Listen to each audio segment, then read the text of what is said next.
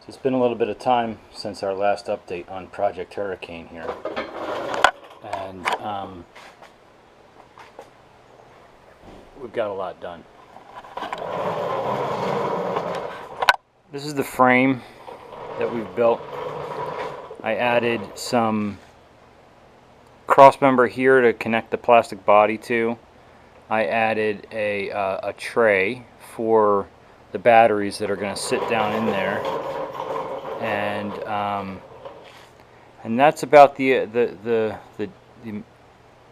extent of our changes since the last video that I made, or since the last part of the video that I made.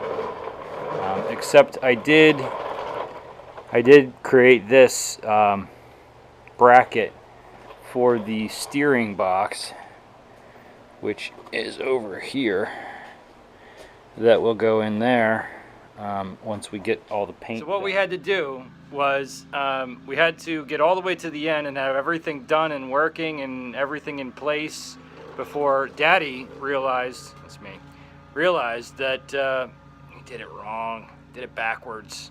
Had to turn left to go right and turn right to go left, because no matter if I tried it 20 times, I somehow managed to do it backwards without even thinking, even though I tested and I know that I checked and it was wrong, but my brain just wouldn't correct it for me. So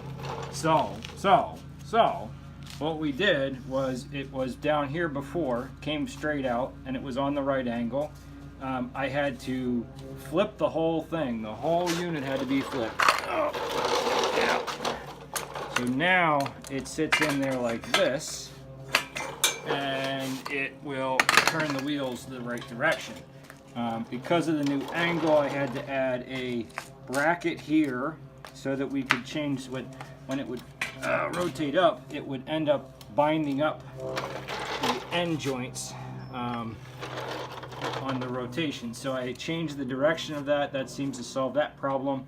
And then we had a little bit of a twist in this bracket with the new design that was causing some play in the steering. So we added a bracket here, bracket there, bracket there, bracket there, bracket there, bracket there, bracket there, and then we welded it all down. And it looks terrible. It looks like amateur hour here. So don't look at that. Don't look at that. We'll be able to put that back together. What I'm doing right now is I'm actually getting ready to paint it, let it dry, and then start putting the plastics back on.